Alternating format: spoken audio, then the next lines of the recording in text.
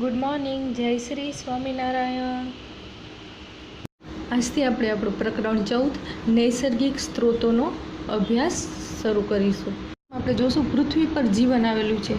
તો હવે પૃથ્વી પર એવું તો શું છે કે અન્ય કોઈ ગ્રહ પર જીવન શક્ય નથી. હવે આપણને ખ્યાલ છે જીવન જીવવા માટે આપણને શું જરૂરી છે.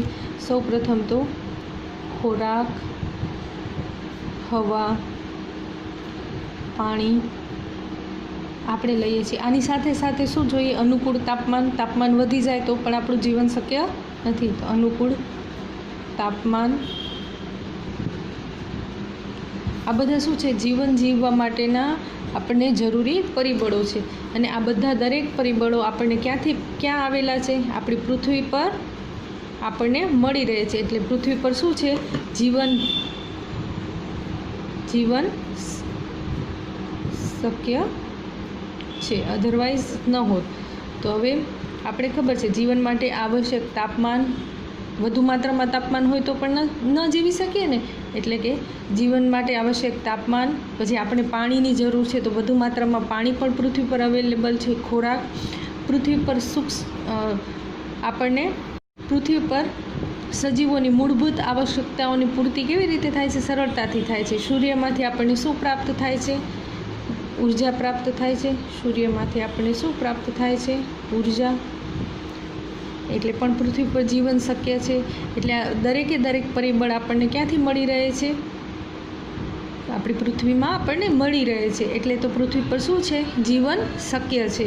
તો હવે તમને આવો પ્રશ્ન પૂછાય કે પૃથ્વી પર શા માટે જીવન શક્ય છે, અથવા તો અન્ય ગ્રહો કરતાં પૃથ્વી પર જીવન શક્ય હોવાનું કારણ શું છે, ગમે તે રીતે પૂછાય તો આપણે એનો જવાબ લખી શકીએ કે આપણી આવશ્યકતાની દરેકે દરેક પૂર્તિ ક્યાં થઈ શકે છે, પૃથ્વી પર થાય છે. એટલા માટે. અને કઈ રીતે થાય છે આગળ આપણે આપણા ચેપ્ટરમાં જોવાનું જ છે, પણ આ શરૂઆતમાં આપણને બેઝ આપણે જે જોઈએ એ આ છે. પૃથ્વી પર છે ને જીવન માટેનું આપણને શું, હવા, એટલે આપણે ઓક્સિજન કહીએ એટલે વાયુ મળી રહે છે, પ્લસ જળ, પાણી પણ મળી રહે છે, ભૂમિ. તો આ રીતે પૃથ્વી પર જીવન માટેની દરેક જરૂરિયાતો શું થાય છે, સંતોષાય છે. જો પૃથ્વી છે ને એ 3 મૃદાવરણ,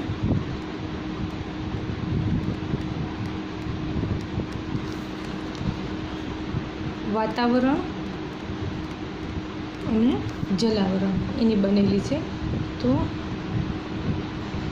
મૃદાવરણ એટલે શું તમને થશે ને, મૃદાવરણ એટલે શું, પૃથ્વીની ઉપરનું જે સૌથી ઉપરનું પૃથ્વી છે એનું સૌથી ઉપરનું પડ છે ને, જે ઉપરનું સ્તર,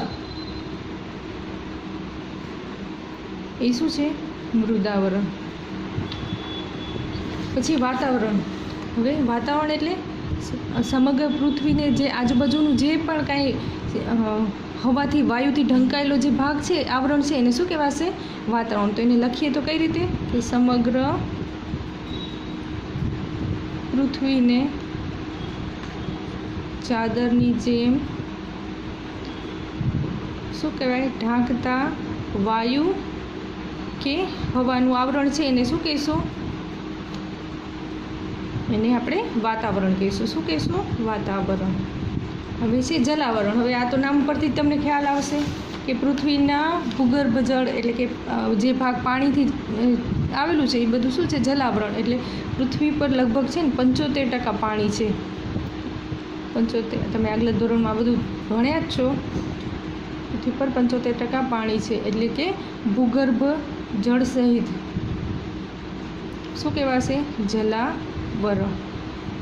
તો હવે તમને સમજાઈ ગયું મૃદાવરણ એટલે શું. મૃદાવરણ એટલે પૃથ્વીની ઉપરનું જે ભાગ છે એ મૃદાવરણ, વાયુથી ઢંકાયેલું ભાગ છે એ વાતાવરણ, અને પાણીનો જે ભાગ છે એ કયું છે, ભૂગર્ભ જળ સહિત એ જલાવરણ.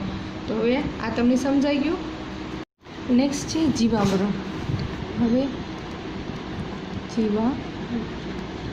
આ જીવાવરણ એટલે કે જ્યાં આપણે હમણાં શું જોયું, મૃદાવરણ પ્લસ વાતાવરણ પ્લસ જલાવરણ, આ બધા કેવા છે, જીવનની સંભાવનાવાળા છે, એ હાજર છે. પ્લસમાં ત્યાં કેવા છે, જૈવિક ઘટકો, જૈવિક ઘટકો અને અજૈવિક ઘટકો. હવે જૈવિક ઘટકો એટલે શું? કે જેમાં જીવન છે એવા વનસ્પતિ છે, પ્રાણીઓ.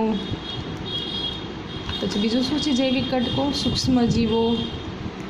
એ બધા કેવા છે? જૈવિક ઘટકો એ હાજર છે. અને અજૈવિક ઘટકો તો હવા, પાણી, ભૂમિ, એ બધા અજૈવિક, કે એમાં જીવન નથી એવા બધા અજૈવિક ઘટકો છે.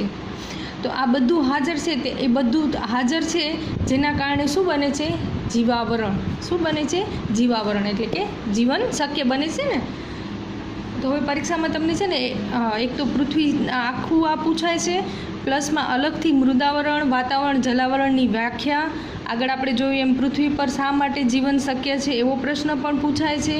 પછી જીવાવરણ કઈ રીતે શક્ય છે પૃથ્વીમાં, જીવાવરણ એટલે શું એવું પણ પૂછાય છે. તો હવે આ બધું તમને ક્લિયર થઈ ગયું હશે. જીવનનો શ્વાસ એટલે હવા. હવે આપણને ખબર છે પૃથ્વી છે, પૃથ્વી પર શું છે? હવા છે. હવામાં વાયુ રહેલા છે. તો વાયુમાં કયા કયા છે? તો નાઇટ્રોજન, જેનું પ્રમાણ કેવું છે? સૌથી વધુ છે. ઓક્સિજન, જેનું પ્રમાણ કેટલું છે? લગભગ 21%. પછી કાર્બન ડાયોક્સાઇડ, જેનું 0.03%. અને બીજા અન્ય વાયુ. તો આ બધા છે એ શું છે? એના કારણે પૃથ્વી પર શું છે? જીવન માટે આ જરૂરી છે. આપણને ખબર છે ઓક્સિજન ને કાર્બન ડાયોક્સાઇડ બંને જરૂરી છે. તો એવી જ રીતે નાઇટ્રોજન એ વનસ્પતિ માટે આપણે જોયું હતું આગળ, રાઇઝોઝોમ નામના બેક્ટેરિયા હોય છે એને. તો આ બધા શેના માટે જરૂરી છે? જીવન માટે જરૂરી છે વાયુ બધા. તો હવે આ બધા છે એટલે પૃથ્વી પર શું છે? જીવન શક્ય છે. જ્યારે શુક્ર અને મંગળ ગ્રહ છે ત્યાં છે હવા છે, ત્યાં પણ શું છે? CO2નું પ્રમાણ કેવું છે? ત્યાં કાર્બન ડાયોક્સાઇડ, CO2 એટલે કાર્બન ડાયોક્સાઇડ, એનું પ્રમાણ કેવું છે? 95 થી 97% તો કાર્બન ડાયોક્સાઇડ જ રહેલું છે. એટલે શું છે? ત્યાં જીવન શક્ય નથી. સમજાઈ ગયું? હવે તમને પૂછાય કે શુક્ર અને મંગળ પર શા માટે જીવન શક્ય નથી? તો ત્યાં હવા તો છે, એટલે મીન્સ કે વાતાવરણ તો છે, પણ CO2નું પ્રમાણ કેવું છે? બહુ વધારે છે. 95 થી 97% જેટલો શું છે? કાર્બન ડાયોક્સાઇડ છે, CO2 છે, જેના કારણે ત્યાં જીવન શક્ય નથી. અને પૃથ્વી પર શા માટે? તો આપણે અહીંયા ખ્યાલ છે આ વાયુ છે નાઇટ્રોજન, ઓક્સિજન, કાર્બન ડાયોક્સાઇડ ને અન્ય વાયુ. તો જીવન જરૂરી બધા વાયુઓ પૃથ્વી પર આપણને મળી રહે છે, માટે પૃથ્વી પર જીવન શક્ય છે. અમુક રીતે CO2નું શું થતું હોય છે? ત્યાગ થતો હોય છે ને. તો એ કઈ રીતે થાય છે એ જોવાનું છે. તો સૌપ્રથમ સુકોષ કેન્દ્રી જીવો એટલે કે યુકેરિયોટિક હોય છે ને, એ શું કરે છે? એ પ્લસ આદિકોષ કેન્દ્રી, ગમે તે બંનેમાંથી આદિકોષ કેન્દ્રી, આ બંને શું કરશે? O2નો શું કરશે? ઉપયોગ કરશે. શેની હાજરીમાં?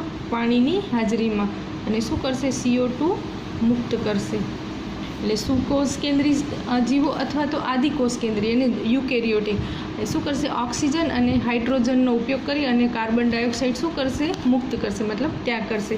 એવી જ રીતે આપણે બીજું ખ્યાલ છે કઈ રીતે કાર્બન ડાયોક્સાઇડ આપણે દહનની ક્રિયા ક્યારે પણ આગ લાગે તે શું થશે? CO2 મુક્ત થશે ને. તો O2 શું થશે? વપરાય છે અને CO2 મુક્ત થાય છે. તો CO2 મુક્ત કઈ રીતે થાય છે? બે રીતે થાય છે. એક તો આ સુકોષ કેન્દ્રી કે આદિકોષ કેન્દ્રી દ્વારા, અને બીજું શેનામથી? દહનથી શું થાય છે? CO2 મુક્ત થાય છે. CO2નો ઉપયોગ કરતા હોય તો વાતાવરણમાંથી જે CO2 લેતા હોય, આપણે ખ્યાલ છે કોણ લે છે? લીલી વનસ્પતિ પ્રકાશસંશ્લેષણની ક્રિયા દરમિયાન શું લેશે? CO2 ગ્રહણ કરશે અને O2 મુક્ત કરશે. તો એક તો લીલી વનસ્પતિ શેનામાં? તો કે પ્રકાશસંશ્લેષણની ક્રિયા દરમિયાન. જે બીજું CO2 દરિયાઈ પ્રાણી હોય છે ને, દરિયાઈ પ્રાણીઓ એની ઉપરનું કવચ હોય ને એના નિર્માણ માટે, દરિયાઈ પ્રાણી એના કવચ ઉપરના કવચના નિર્માણ માટે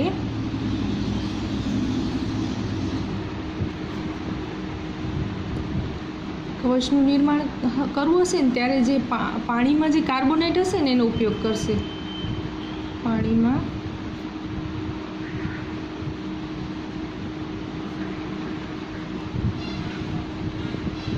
તો આ CO2 આ બે રીતે શું થશે, ગ્રહણ થશે, એટલે કે લેશે, એટલે કે આ વાતાવરણમાંથી ઓછું થશે. અને CO2 ઉત્પન્ન કઈ રીતે થશે તો આપણે હમણાં જોયું કે સુકોષ કેન્દ્રી એ છે એ CO2 મુક્ત કરશે, પ્લસ દહનની ક્રિયાથી પણ શું થશે, CO2 મુક્ત થશે. મોટા પ્રમાણમાં જ્યારે જંગલમાં આ આગને લાગે છે, જે અમુક વખતે દાવાનળ તમને ખ્યાલ હશે, તો એના કારણે પણ શું થશે, વાતાવરણમાં CO2નું પ્રમાણ ઉમેરાશે. અને ગ્રહણ શેનાથી થશે, પ્રકાશ સંશ્લેષણની ક્રિયા દ્વારા, લીલી વનસ્પતિ દ્વારા, અને દરિયાઈ પ્રાણીઓના ઉપરના જે કવચનું નિર્માણ વખતે કાર્બોનેટનો ઉપયોગ કરશે. હવે નેક્સ્ટ છે આબોહવાના નિયંત્રણમાં વાતાવરણની ભૂમિકા. હવે આપણને ખબર છે વાતાવરણ છે, તો વાતાવરણમાં શું હશે, હવા હશે, એટલે કે વાયુઓ. આ વાતાવરણમાં વાયુ હશે, તો આ વાયુઓ છે ને એ કેવા છે, ઉષ્માના મંદવાહક છે. ઉષ્માના મંદવાહક છે, એટલે કે ઉષ્મા ગ્રહણ કરે છે થોડા પ્રમાણમાં, મંદવાહક છે. તો હવે આ મંદવાહક છે ને એના કારણે શું થશે, પૃથ્વીનું જે સરેરાશ તાપમાન છે ને એ નિયંત્રણમાં રહેશે. સરેરાશ તાપમાન નિયંત્રણમાં રહેશે. શા માટે, કેમ કે જે વાયુઓ છે એ ઉષ્માના મંદવાહક છે. હવે આપણને ખ્યાલ છે કે રાત્રિનું તાપમાનમાં ફેરફાર હોય અથવા તો દિવસના તાપમાનમાં પણ ફેરફાર હોય છે. તો એના કારણે આપણે વિચારીએ કે જો દિવસનું તાપમાન છે ને એ કેવું છે, વધારે છે. આ મેં તમને દિવસનું તાપમાન વધતું અટકાવવા શું હોય છે કે રાત્રિ દરમિયાન જે હોય ને, આપણે ખબર છે વાયુઓ કેવા છે, ઉષ્માના મંદવાહક છે. તો રાત્રિ દરમિયાન ઉષ્મા છે ને એનું બાહ્ય વાતાવરણમાંથી મુક્ત થવાની ક્રિયા કેવી હોય, ધીમી હોય ને. મુક્ત થવાની ક્રિયા ધીમી હોય છે રાત્રિ દરમિયાન, જેના કારણે રાત્રિનું તાપમાન કેવું રહે છે, ફેરફાર થતો નથી. સમજ્યા આપણે? શું દિવસ દરમિયાન જો વાતાવરણનું તાપમાન વધતું અટકાવવા માટે શું હોય છે, રાત્રિ દરમિયાન આપણું શું હોય છે, ઉષ્મા મુક્ત થવાની ક્રિયા કેવી છે, ધીમી છે, જેના કારણે રાત્રિનું તાપમાનમાં ફેરફાર થતો નથી. આનાથી ઊંધું છે ચંદ્ર છે. આપણે ખબર છે ચંદ્ર પર શું છે, વાયુ છે, પણ વાતાવરણ નથી. તો એના કારણે શું થશે, વાતાવરણ નથી, જેના કારણે દિવસ અને રાત્રિના તાપમાનમાં શું જોવા મળશે, મોટો ફેરફાર જોવા મળશે. શું જોવા મળશે, મોટો ફેરફાર. કેમ કે પૃથ્વી પર જે વાયુઓ છે એના કારણે ઉષ્માના મંદવાહક છે, એના કારણે તાપમાન શું રહે છે, નિયંત્રણમાં રહે છે. જ્યારે ચંદ્ર પર નથી તો ત્યાં કેવું જોવા મળશે, તાપમાનનો ફેરફાર, મોટો તાપમાનનો ફેરફાર જોવા મળશે. તો હવે આપણે એક પ્રવૃત્તિ જોઈએ. આપણે 3 બીકર લીધા છે, 1, 2 અને 3.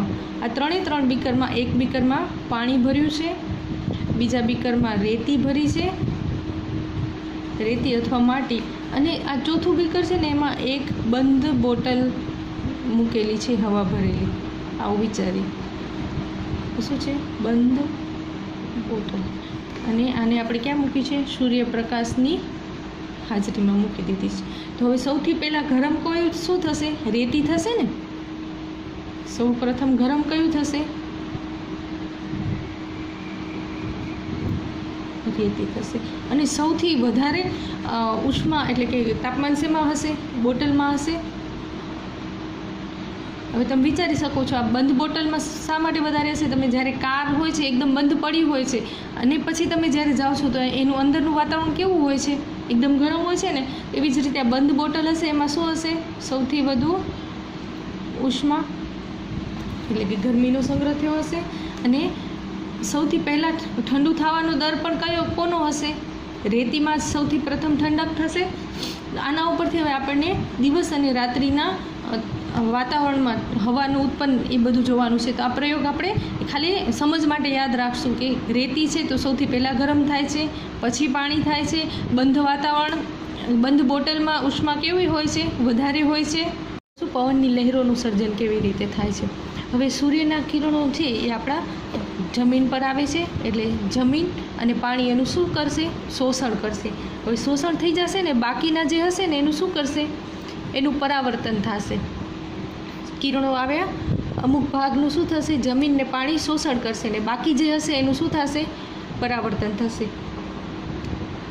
તો હવે જમીન છે ને એના લીધે શું થશે? પરાવર્તનના કારણે જમીન ગરમ થશે અને ગરમ થશે એના કારણે શું થશે? પવન ઉત્પન્ન થશે. હવે હવે એના કારણે જમીન છે એ પાણીથી વધુ ઝડપે ગરમ થાય છે અને ઝડપથી શું થશે? ઠંડી થશે. એ આપણે ઓલા પ્રયોગમાં જોયું હતું. અને બંને વચ્ચે શું ઉત્પન્ન થશે? તફાવત ઉત્પન્ન થશે અને પવનની લહેરનું સર્જન થશે. દરિયાઈ લહેરની ઉત્પત્તિ.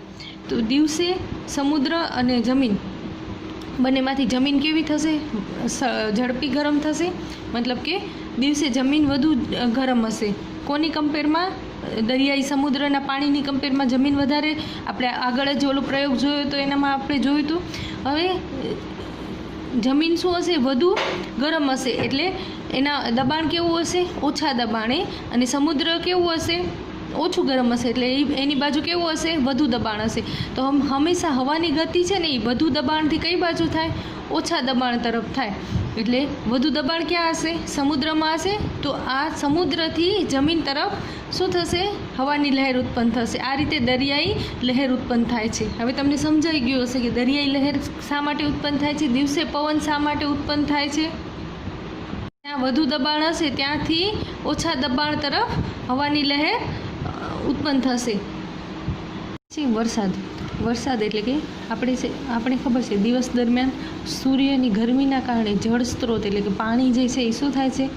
ગરમ થાય છે અને ગરમ થવાના કારણે શેમાં રૂપાંતરિત થશે? બાષ્પમાં રૂપાંતરિત થઈ અને શેમાં ભળશે? હવામાં ભળશે. અને જે હવા પણ છે એ સૂર્યની ગરમીના લીધે શું થશે? ગરમ થશે અને એ બાષ્પ એમાં ઉમેરાઈને શું થશે? બહુ ઊંચે જશે અને જ્યાં ઊંચાઈ પર જઈને શું થશે? ઠંડી પડશે ને એટલે પાણીના બિંદુમાં ફેરવાશે. પાણીના બિંદુમાં ફેરવાઈ જશે ને એટલે એ બિંદુ બધા એકત્રિત થશે અને મોટા પ્રમાણમાં શું થશે? પાણી ભેગું થશે. અને પછી પાણી ભેગું થઈને શું થશે? વાદળા બંધાશે. અને આ વાદળા બંધાયેલા એ સઘનનની ક્રિયા દ્વારા આ પાણીના બિંદુઓનું શું થશે? કદ એકદમ વધશે. અને જે કદ વધશે ને એના કારણે એ જમીન પર વરસાદ સ્વરૂપે નીચે આવશે. હજી એકવાર જોઈ લઈએ વરસાદ કઈ રીતે પડે છે. સૌપ્રથમ સૂર્યની ગરમીના કારણે આપણી જે જળ સ્ત્રોત છે એ ગરમ થશે. એ ગરમ થશે એટલે શેમાં? એની બાષ્પ હવામાં ભળશે, મતલબ હવામાં રૂપાંતરિત થશે.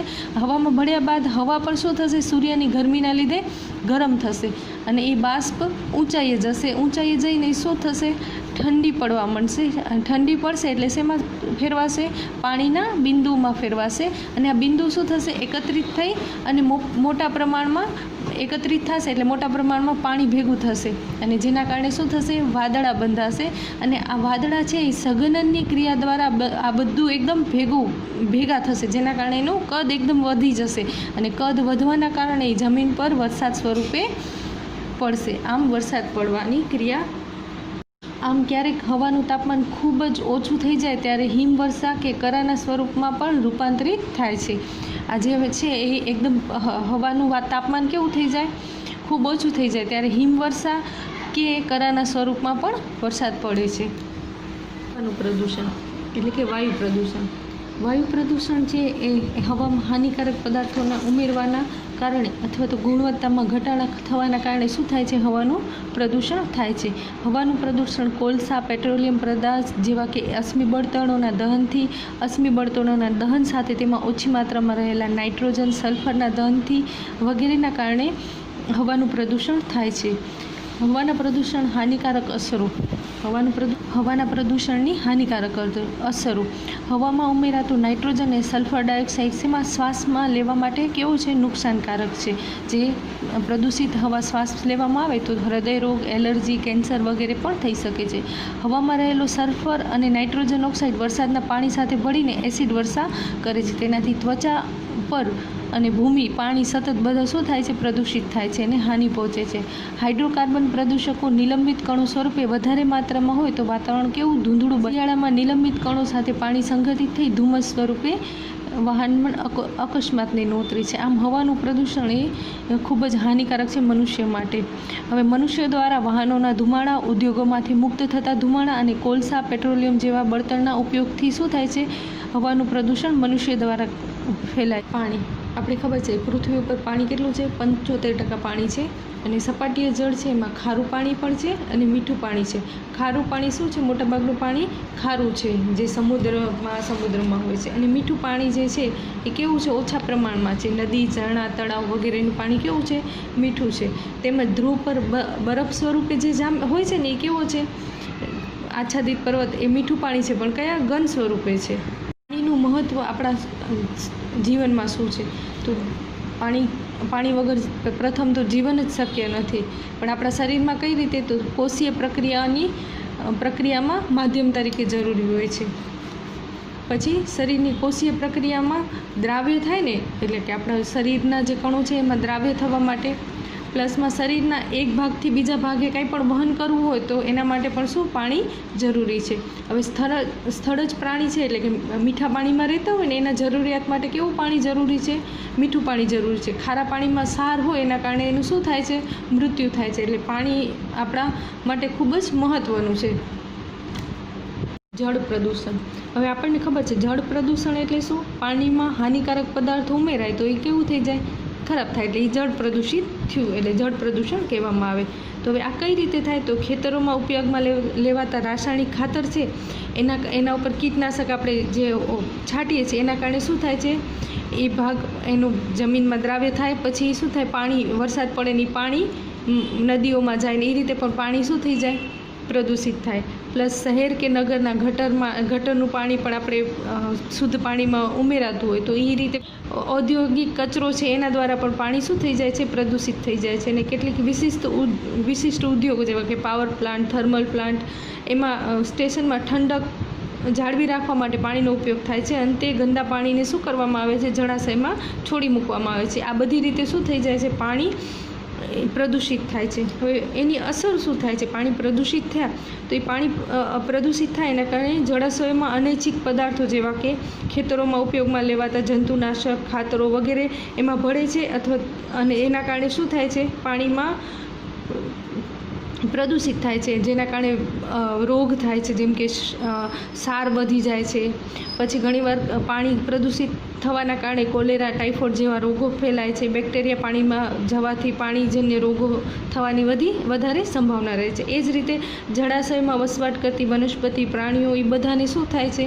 નુકસાન થાય છે. એનું ઓક્સિજનનું સ્તર ઘટે છે, જેના કારણે એમનું જીવન કેવું છે? જોખમાય છે. અને એમની જળચર સજીવો જે જળાશયમાં રહે છે ત્યાં એક વિશિષ્ટ તાપમાન હોય છે અનુકૂલન માટે એમનું, પણ આ પાણી જે છે એ શું કેવું હોય છે? ઉષ્મીય પ્રદૂષકો ધરાવે છે, જેના કારણે એનું તાપમાનમાં શું થાય? અચાનક પરિવર્તન આવે અને જેના કારણે પણ પાણી પ્રદૂષિત થાય ને એ બધાને નુકસાન થાય. એટલે એક છે જૈવ ચક્રમાં આપણું જલચક્ર.